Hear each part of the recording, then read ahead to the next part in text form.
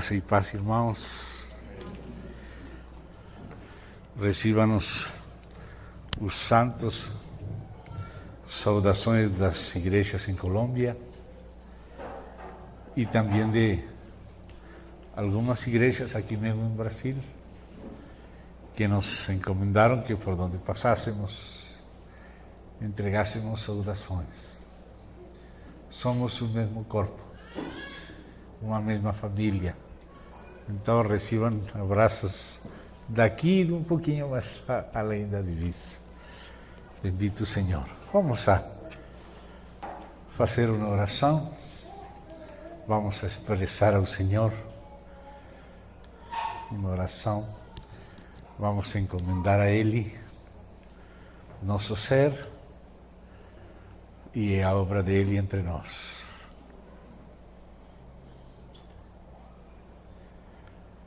Querido Pai, no preciosíssimo nome do Senhor Jesus Cristo, te agradecemos que tenhas preparado para nós esta ocasião. Sabemos que fazes isto totalmente por graça. Não estamos diante de Ti porque sejamos melhores que outros. Ao contrário, Senhor, quizá por ser piores, mas estamos diante de Ti na certeza do valor do Teu sangue precioso, o sangue do Teu Filho amado, Pai. Oramos a Ti, rogando a preciosa obra do Teu Santo Espírito. Encomendamos nas Tuas mãos todo o nosso ser tal qual o Senhor conhece, ainda que nós não conheçamos bem. O Senhor conhece todo. Encomendamos nossa fragilidade nas Tuas mãos. Encomendamos nossa situação humana e com toda alegria esquecemos dela nas Tuas mãos. Pedimos a graça de poder considerar algumas porções da Tua Palavra por meio do Teu Santo Espírito. Pedimos que Teu Espírito seja com o nosso espírito. Que o Senhor possa vivificar e fortalecer nosso homem interior para a Tua glória. Que o Senhor nos possa reter na Sua presença, que permaneçamos na dependência do Senhor, na união com o Senhor. Concede-nos um espírito sensível, humilde e obediente por meio de Tua graça, por meio da obra do Teu Santo Espírito. E rogamos que o Senhor faça a própria obra do Senhor entre nós. Que qualquer de nós possa desaparecer, mas o Senhor aparecer mais e mais em nossas vidas. No precioso nome de Jesus Cristo. Amém. Tenho comigo a versão Reina Valera em espanhol, por si acaso, em certo momento, precisemos ter um acesso por outra janela ao texto original e também a versão de corrigida e atualizada de Ferreira de Almeida. Gostaria que fôssemos, meus irmãos, a Colossenses para, com a ajuda do Senhor, hoje à noite, iniciar uma pequena introdução a coisas que, com a ajuda do Senhor, estaremos considerando nestes dias. Hoje à noite é somente uma necessária e pequena introdução. Colossenses é aquela epístola que Paulo escreveu para uma igreja que ele em pessoa não conhecia, mas que através do seu companheiro Epafrodito, que é o mesmo Epáfras, aquele que trabalhava entre eles, eles foram unidos por Deus numa equipe para servir na obra do Senhor. E então, ainda que Paulo não conhecia em pessoa aos colossenses, conhecia espiritualmente a situação e sabia que ele estava ali em comunhão com os outros companheiros para servir a causa de Deus naquela região. A causa de Deus conosco agora, com os seres humanos e com a igreja, é uma causa de guerra. Podemos dizer que nossos seres humanos, vamos dizer isto em forma de parábola, mas não é tão parábola mesmo. Nós nascemos no meio da guerra mundial. Nós nascemos no meio de um grande conflito. Quando nós nascemos, já esse conflito estava aqui. E nós não nascemos neutrais nesse conflito. Neste conflito é impossível ser neutral. O Senhor Jesus Cristo disse que se nós recolhemos com Ele, então desparramamos.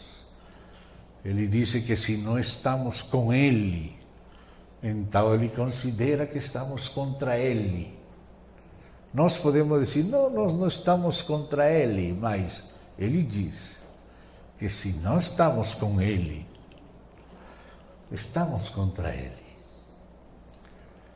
Quando Deus criou o homem, já existia o mal nos céus e na terra. Já existia um mundo oculto, sumamente perverso, rebelde contra Deus. Praticamente estava escondido só detrás de uma pequena árvore. Que Deus pediu ao homem não comer dela, não abrir a porta a esse mundo louco. O homem tinha que viver confiado em Deus, viver em comunhão com Deus. Deus cuidaria do homem.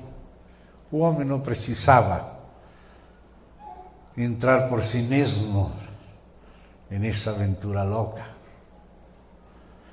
Mas a guerra estava aí.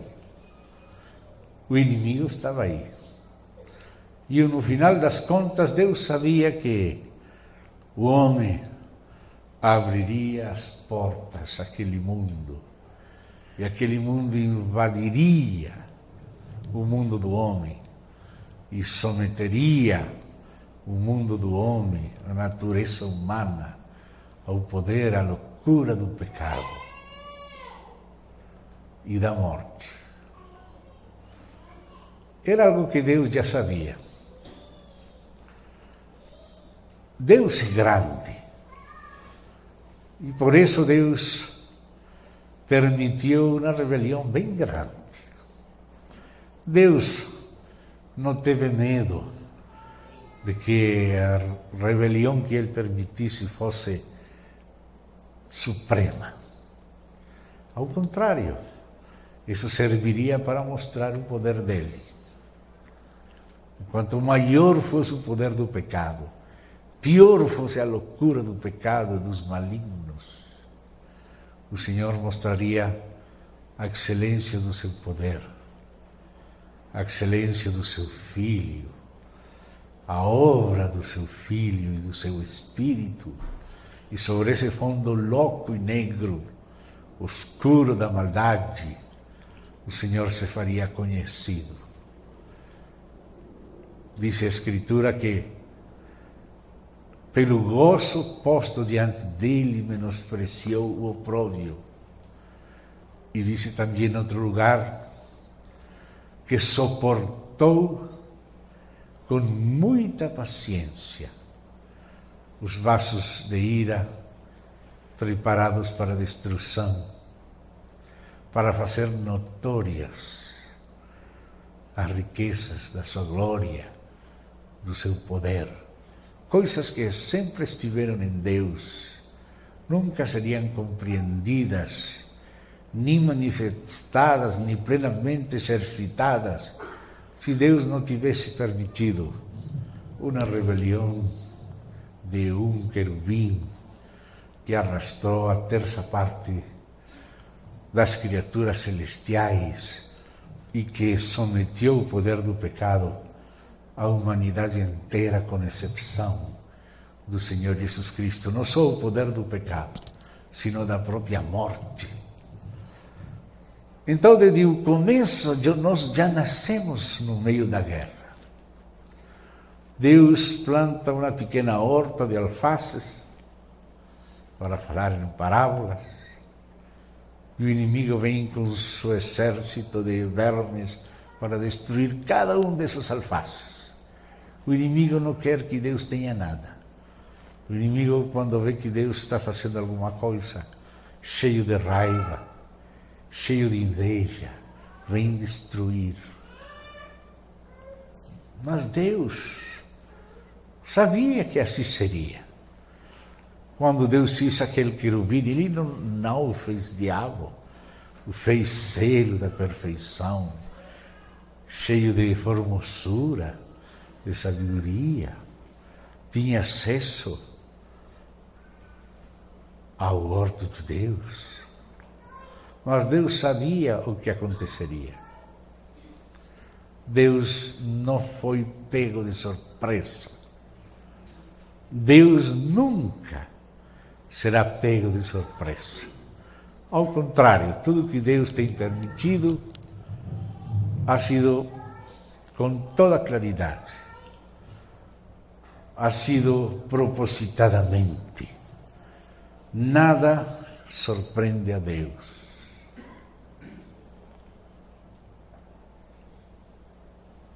E assim Deus é mais conhecido. Sobre aquele fundo oscuro de contraste, Deus se faz mais conhecido. Uma dessas pequenas hortas de Deus era esta igreja da cidade de Colossas. Deus tinha, com seu Espírito, estado trabalhando lá. Nosso irmão Epáfras, que o mesmo Epafrodito, tinha trabalhado lá junto com Paulo, ainda que Paulo não estava presente, em corpo, mas eles eram uma equipe, compartilhavam juntos o testemunho da verdade. Deus então decidiu usar Paulo para contrarrestar aqueles vermes que o inimigo enviou para comer aqueles alfaces naquela horta da igreja em Colossas, os colossenses. E os vermes eram principalmente de duas classes: os gnósticos e os judaizantes. Aparentemente eram diferentes, mas por detrás se encontravam, às vezes até os inimigos que estão em bandos opostos se encontram. Os dois, tanto o gnosticismo como os judaizantes, movidos por demônios, porque eram doutrinas de demônios, queriam tirar as pessoas do seu descanso e suficiência em Cristo e colocar a elas em outra base falsa, na base da justiça própria, na base da autorrealização. O gnosticismo promocionava uma autorrealização. A mente deles estava cheia de febre. Nestes dias atrás, mais ou menos faz 15 dias, estive lendo o chamado Evangelho de Valentino. Valentino foi o principal gnóstico, o mais elevado, o mais inteligente, o mais significativo deles. Um homem muito culto, misturava as palavras de Jesus com a religião pagã, grega e outras coisas, e falava de uns intermediários e um monte de assuntos aí,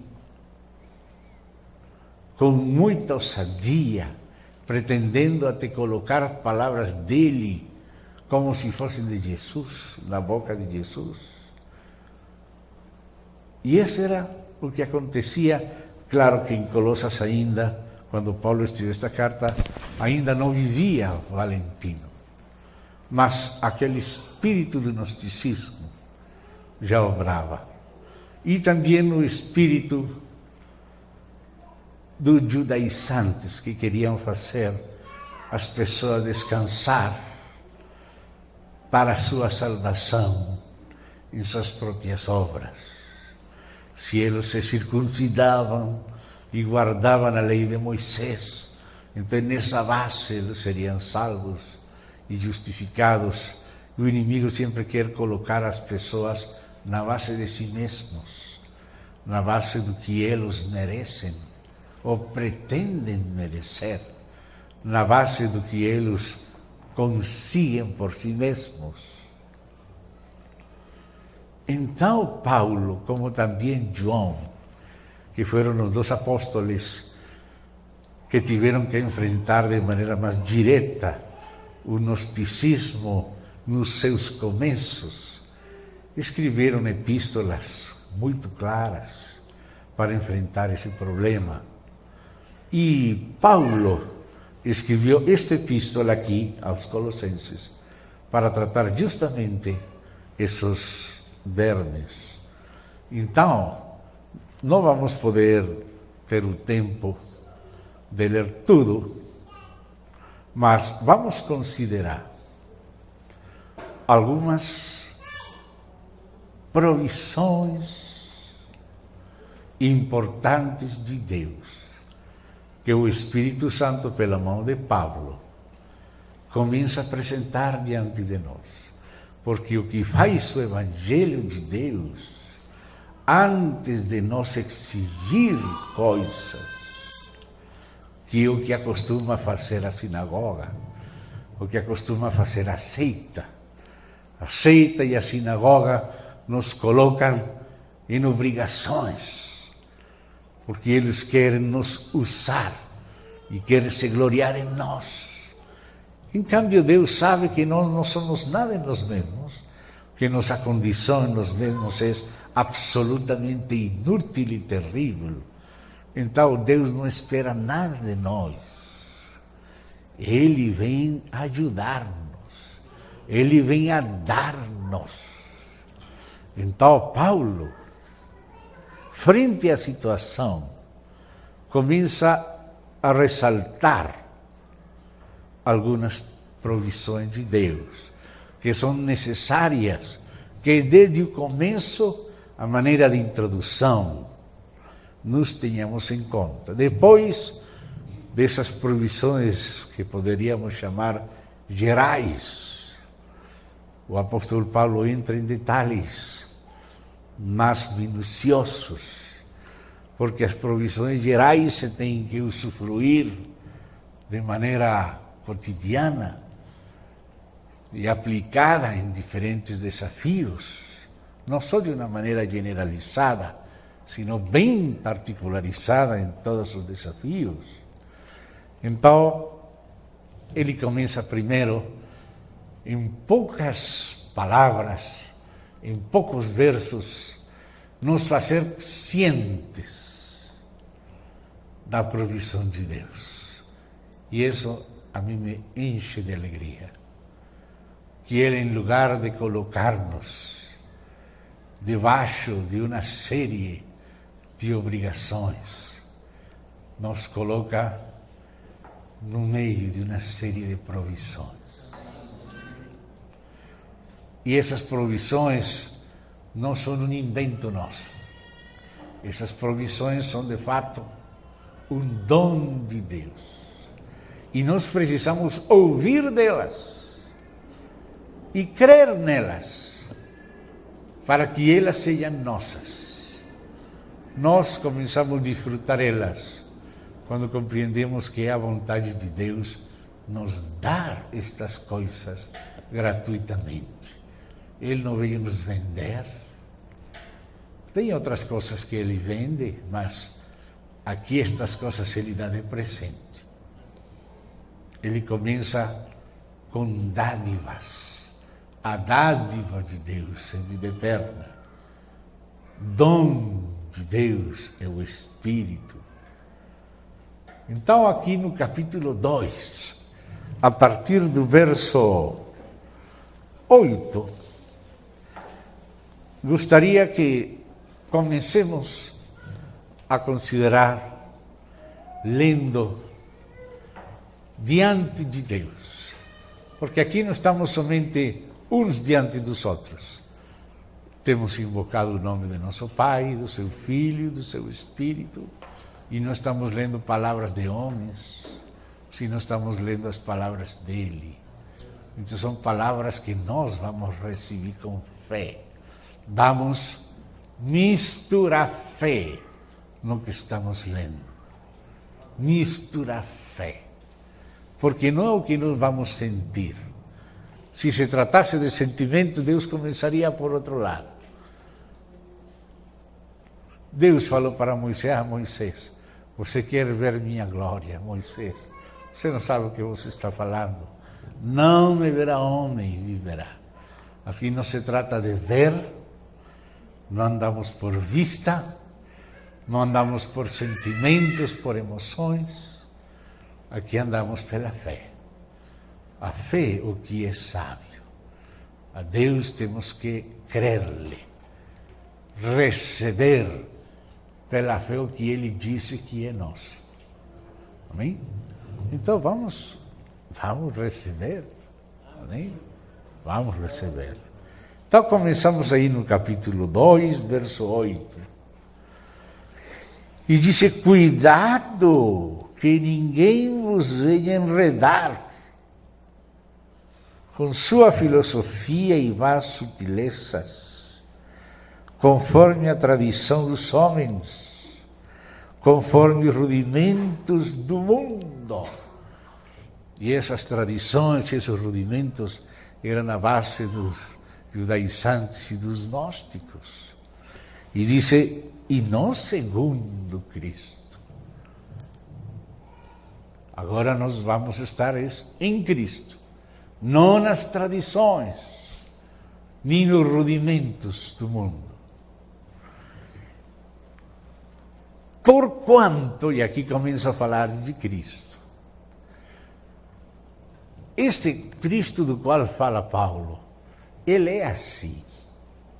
Aqui Paulo não está criando Cristo. Aqui Cristo não é um invento de Paulo. Não é somente uma confissão criadora. Não, é uma confissão de fé. Ele é assim, esse é o verdadeiro Cristo. Aqui começa nos falando o maior que existe, que é a própria divindade de Cristo. Se não estamos sobre a rocha daquele que é maior que todos, qualquer demônio vai brincar conosco. Mas Deus nos colocou na rocha mais alta. E aí começa tudo. Por aí começa a provisão de Deus. Diz: porque nele, Cristo, habita corporalmente toda a plenitude da divindade. Irmãos, por isso ninguém pode colocar outro fundamento, o qual é Jesus Cristo, o qual é Deus enquanto verbo e homem verdadeiro. Isso que parece uma pequena teologia é a rocha mais alta. Se você não vê a Cristo, você não vai ser edificado. A base da edificação da igreja está na revelação de Jesus Cristo. Quem é para nós Jesus Cristo? Enquanto Deus, enquanto homem, todos os aspectos da sua divindade e humanidade e sua obra. Isso nos tem que ser revelado. Porque essa é a base da edificação da igreja. A igreja nunca será edificada senão sobre a base da revelação de Jesus Cristo. E na medida que ela conheça o Senhor, é que ela é edificada. Ela não é edificada por saber alguma doutrina acerca dela mesma. Ela é edificada por conhecer espiritualmente seu fundamento. Quando Jesus perguntou, e que dizem os homens que é o Filho do Homem? Foi propositada aquela pergunta. Ele queria conduzir a eles à base da edificação. E aqueles apóstolos muito prudentes responderam as coisas mais bonitas que os homens falavam de Jesus. Era um profeta, não? Possivelmente Jeremias, ou algum outro que falavam de Belzebu e todas essas coisas, eles não falaram nada para ele. Diziam piores coisas, mas os apóstolos foram diplomáticos. E depois ele perguntou, e vocês? Como se fossem homens diferentes dos demais homens, porque o que faz a diferença é a revelação. E vocês? Quem diz que sou eu? E aí foi quando o apóstolo Pedro se levantou e disse, tu és o Cristo. Ou seja, aquele Messias prometido, todas aquelas profecias ao respeito do Messias têm a ver com você. Tu és o Cristo, o Filho do Deus vivo. E então, o Senhor Jesus, muito alegre, responde e disse para Simão, bem-aventurado eres, Simão, filho de Jonas, porque não te revelou isto, carne nem sangue, senão meu Pai te lo revelou. E eu também te digo que tu és uma pedra, mas não falou sobre ti, mas sobre esta rocha edificarei a minha igreja. Então, o Senhor falou que Ele edificaria a sua igreja sobre aquela rocha que acabava de ser confessada, uma revelação de Cristo confessada. Quem diz que sou eu? E o Pai lhe revelou. E ele confessou aquela revelação de Cristo. De maneira que Cristo, sendo revelado, e nós falando na simplicidade da fé, proclamando que o Pai nos revelou, quem é Cristo? Sobre essa rocha é que edificada a igreja. Nada mais edificará a igreja que uma revelação que a igreja receba cada vez mais profunda de Cristo, de sua divindade, da sua humanidade, da sua obra. A igreja não pode estar centrada em outras coisas. A igreja está fundamentada e centrada em Cristo. A igreja não está para se pregar a si mesma. Como dice Paulo, não nos pregamos a nós mesmos, mas a Jesus Cristo. Quando pregamos a Jesus Cristo, quando confessamos com fé, uma fé simples, mas que crê. Crie pelo qual falei, diz Paulo. Aí a igreja é edificada. Quando a igreja se atreve a confessar o que Cristo significa para ela, o que Cristo é agora para ela, não somente no futuro, não, agora. Quem é Cristo agora para mim, para ti? Sobre esta rocha edificarei a minha igreja. E aí começa, nele habita corporalmente toda a plenitude da deidade. Irmão, não ficou nada maior. Toda a plenitude da deidade, o próprio Pai decidiu morar plenamente no Filho.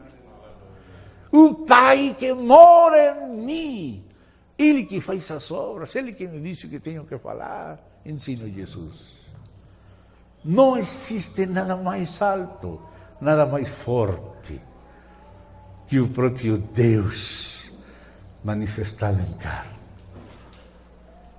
Irmão, isso que é alto. A igreja não pode sair daí.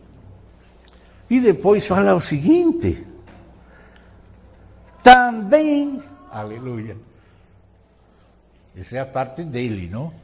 E agora vem a outra parte. Também nele estáis, não estareis como algo do futuro, sino como uma provisão completa nele. Porque o problema está quando nós tiramos este nele e buscamos isto em nós. Mas nele, nós estamos aperfeiçoados. Também nele estáis aperfeiçoados. Duas frases cortas. Nele habita corporalmente a plenitude da deidade. Mas era uma frase que acabamos de repetir, qualquer pode repetir. Mas se você crê com simplicidade essa frase, você está na rocha mais alta. Você não precisa esperar o futuro.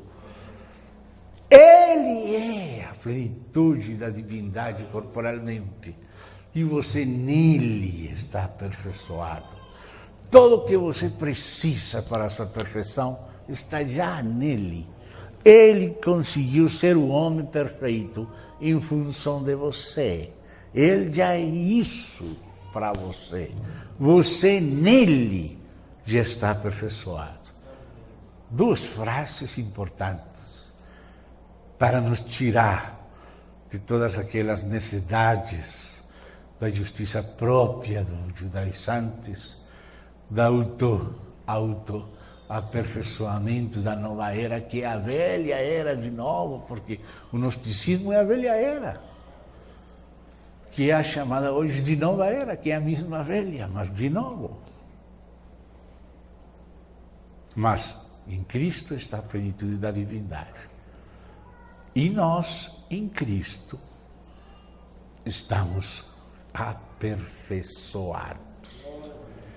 Não está falando do futuro, está falando do presente. Em Cristo está a plenitude da divindade corporalmente e nós nele estamos aperfeiçoados. Você pode crer nisso? Amém? Glória a Deus. Irmão, você não imagina o grande que é esse amém. Quando você diz amém de coração, você está sentado na rocha eterna. Você não imagina quão grande é esta rocha. Esta rocha não é para sentir e para ver, mas é para crer. É para crer. E depois ele sigue falando e diz, e ele é o cabeça de todo principado e potestade, porque os gnósticos colocavam muitos intermediários. Os gnósticos eram também cabalísticos, porque aquela cábala que a base da maçonaria era também a base do gnosticismo. Havia uma mistura entre gnosticismo, cábala e maçonaria hoje. Eles falavam das emanações porque eles eram panteístas. Eles atribuíam divindade ao criado, como se as coisas fossem emanando, e cada emanação era um sefirot, que eles chamavam os sefirot. E aqueles graus de ascensão na maçonaria vêm de lá. Mas aqui diz que Cristo é a cabeça de todo principado. Todos aqueles espíritos mentirosos que se fizeram deuses dos pagãos, que são adorados como deuses nas nações, eles têm alguém que manda sobre eles, que é mais alto que todos eles, que tem mais poder do que eles. Ainda que eles sejam rebeldes, se ele manda não cruzar uma linha, eles não podem cruzar essa linha. Por mais rebeldes que eles sejam, que Satanás seja, se Deus disse, Satanás, você não vai tocar a vida de Jó, não pode tocar. Você só vai tocar a pele dele, mas não a vida. O diabo pode fazer muita coisa. De fato, fiz muitas coisas. Fiz milagros. Nuvens de demônios influíram em nuvens de pessoas. Dos caldeus, dos sabeus, vieram, fizeram aquilo. Houveram fenômenos de raios, fenômenos naturais. E o diabo fez tudo isso. Mas se o Senhor disse, você não cruza 1 milímetro esta linha, ele não pode cruzar. Esse é nosso Senhor. Ele, o maior, a rocha eterna, cabeça de todo principado e potestade. Cristo não somente é cabeça da igreja, e não somente cabeça de todo varão. Ele é cabeça sobre todas as coisas, e cabeça de todo principado e potestade, como está escrito aqui, verso 10, segunda parte. Ele é o cabeça de todo principado e potestade. E continua falando-nos de Cristo, para nós crer. Irmão, o que nos permite desfrutar e estar escondidos nesta rocha é a simplicidade da fé. Se você pode crer, se você pode receber o Evangelho de Deus, as palavras de Deus, ainda que faladas por um simples Paulo, mas não eram palavras originais de Paulo, eram de Deus. Se você pode receber de Deus as palavras de Deus na simplicidade da fé, você será escondido na rocha eterna com Cristo em Deus. Você será inabalável se está no lugar certo. E a maneira de estar no lugar certo é pela simplicidade da fé. Crer nas palavras de Deus. Não crer na fé, não, crer nas palavras de Deus, que são fiéis e verdadeiras. E então diz aqui, nele, o mesmo Cristo que é cabeça, também, vem acrescentado outro também, e também, aleluia, são provisões. Também fostes circuncidados. Isso era o que os judeus não entendiam. Eles tinham ficado com aquela expressão exterior da circuncisão. E agora queriam que os gentios se circuncidaram para merecer a salvação na base da circuncisão externa. Mas ainda antes do próprio Senhor Jesus e antes de Paulo, já o próprio Deus, falando por Isaías, tinha levantado nosso entendimento acerca da circuncisão como algo espiritual e não somente natural. Não era nem sequer preciso esperar até o Novo Testamento. Já Deus, por Isaías, tinha falado: circuncidai vossos corações, não vossos prepúcios. Este é um assunto espiritual, não é somente um assunto natural. Já Deus, através dos profetas, tinha levantado o sentido espiritual da circuncisão. Mas desde aquele concílio de Jerusalém, aqueles ebionitas queriam que os crentes gentios se circuncidassem na carne, para se gloriar neles.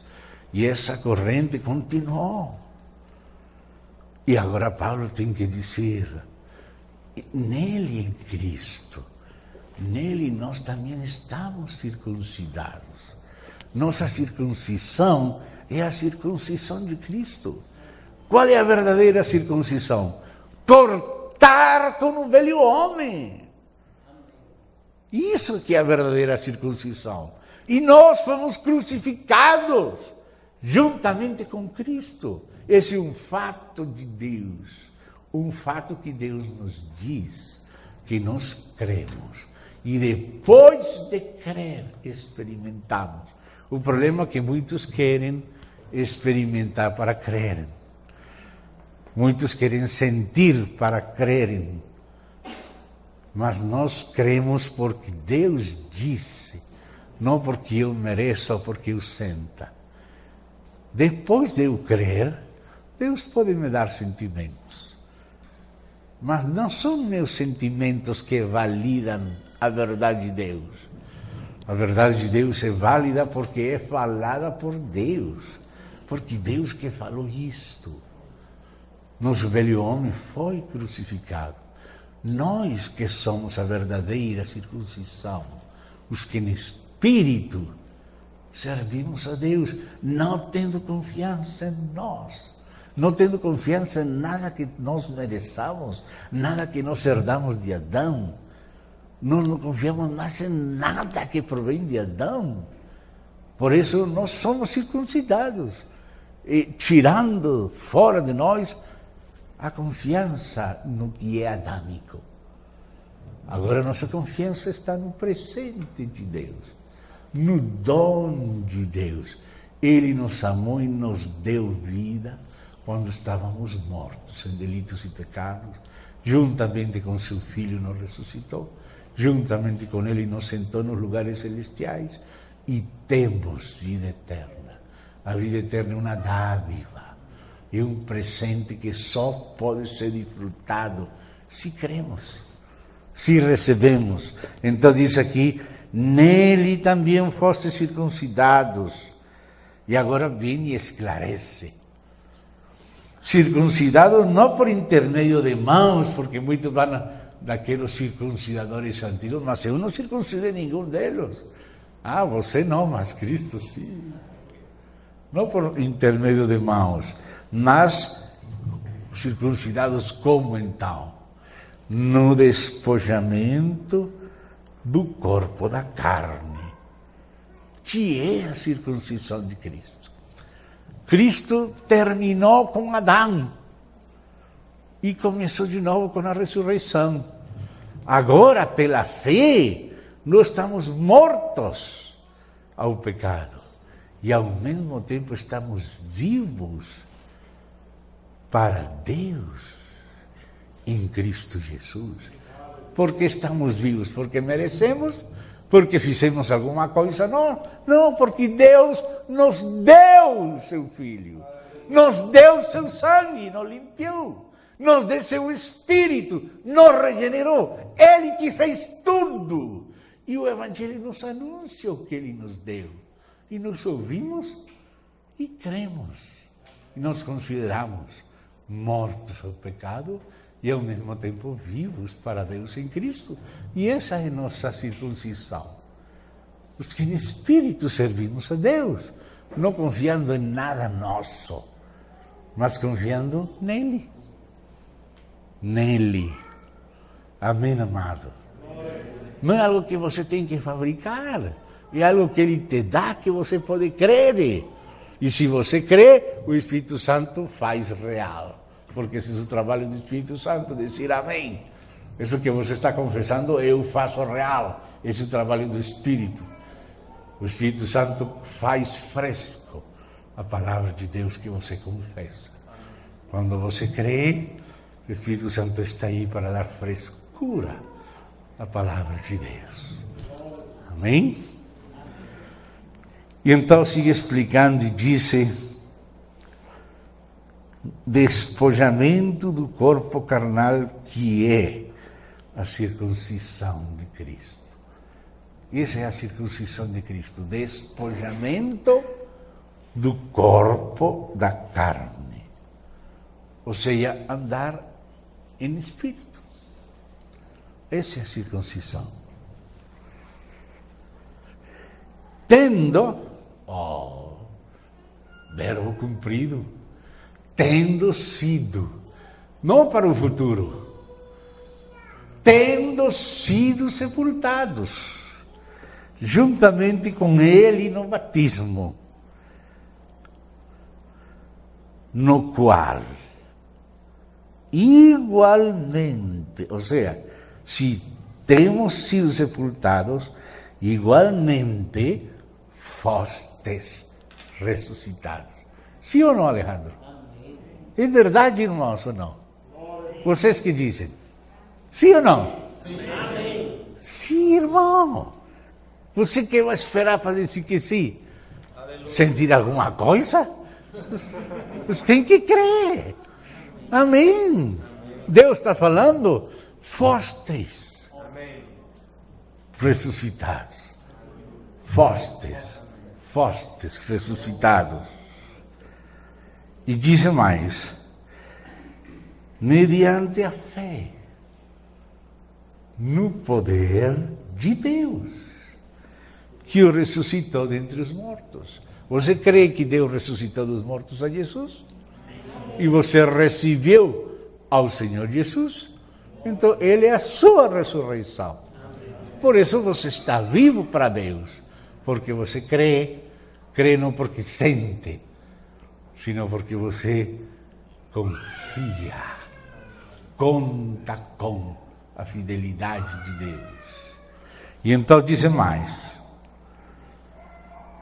e a vosotros que estáveis, aleluia, não agora, no passado, estáveis mortos pelas vossas transgressões, e estáveis mortos pela incircuncisão da vossa carne, vos deu vida. Aleluia. Vos deu vida. Juntamente com Ele, perdoando todos os nossos delitos. Tendo cancelado, aleluia, outra coisa comprida. É uma lista de coisas completas, vocês veem? A provisão de Deus. Não que vai fazer. Não, isto é assim. Tendo sido sepultados, tendo sido ressuscitados, tendo sido cancelado agora o escrito de dívida, que era, já não é, era contra nós, e que constava de ordenanças, o qual nos era, já não, nos era prejudicial, removeu-o inteiramente, encravando na cruz. E, não termina Paulo? Aleluia, glória a Deus. Continua falando dos fatos divinos, os fatos sobrenaturais da provisão de Deus. E quanto quero que cada vez, meu Pai, abra cada vez mais nossos olhos a isto. Que cada vez compreendamos mais espiritualmente isto. E despojando os principados e as potestades, publicamente os expôs ao desprezo. triunfando deles na cruz. Irmão, aqueles que se faziam passar por deuses, agora foram expostos na cruz. Agora conhecemos a calanha verdadeira de aqueles chamados de deuses das nações, daqueles anjos poderosos caídos que enganam as pessoas. Quantas pessoas estão seguindo enganos porque não viram a calanha, porque ainda a luz de Deus não expôs publicamente. Nosso Senhor despojando os principados, os expôs publicamente. Agora, à luz do Senhor, eles mais não nos podem enganar.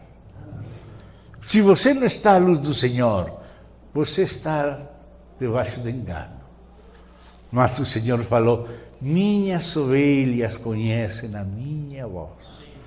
Aqueles que nasceram de novo, que de verdade conhecem ao Senhor, conhecem o Espírito dEle, conhecem a natureza dEle, conhecem a excelência dEle, quão puro que Ele é, quão fiel que Ele é, quanta retidão, quanta misericórdia. Quando precisa ser firme, firme. Quando precisa ser misericordioso, misericordioso. Ninguém como Ele. Por isso esse nome daquele arcanjo, Miguel. Quem como Deus? Por isso Pedro falava: aonde vamos ir? Só tu tens palavra de vida eterna. Minhas ovelhas conhecem a minha voz, e ao estranho não vão seguir, porque não conhecem a voz dos estranhos. Irmão, só quando você não conhece bem os dólares verdadeiros, alguém pode colocar um dólar falso aí na lista. Você pega um monte de dólar lá no lugar de troco e pode passar um falso. Mas se você se faz esperto nos dólares verdadeiros, você não precisa se fazer esperto nos falsos. Faça esperto nos verdadeiros. E você conheça bem os dólares verdadeiros. Tão pronto entra um dólar. Existe papel estranho. Isso tem um cheiro raro, ó. Você não precisa ser esperto em falsos. Mas se é esperto no verdadeiro, imediatamente vai decidir o falso. Porque falsos sempre estão saindo novos. Sempre há novos ladrões, novas imprentas de gente que está inventando dólares falsos. Mas quando você conhece os verdadeiros, só tocando a pessoas que só com tocar, ver eles, cheirar, já sabe que é verdadeiro. Mas quando entra um falso, imediatamente se nota a diferença. E assim o Senhor expõe aos falsos deuses, aos demônios, aos principados. Suas ovelhas lhe conhecem a Ele e me seguem. Não vão ser enganados por aquelas astúcias, aquelas marrunhas dos inimigos. Porque conhecem o caráter do Senhor, conhecem seu Espírito. Uma das coisas que faz o Senhor é isso. Nos deixa conhecer Ele.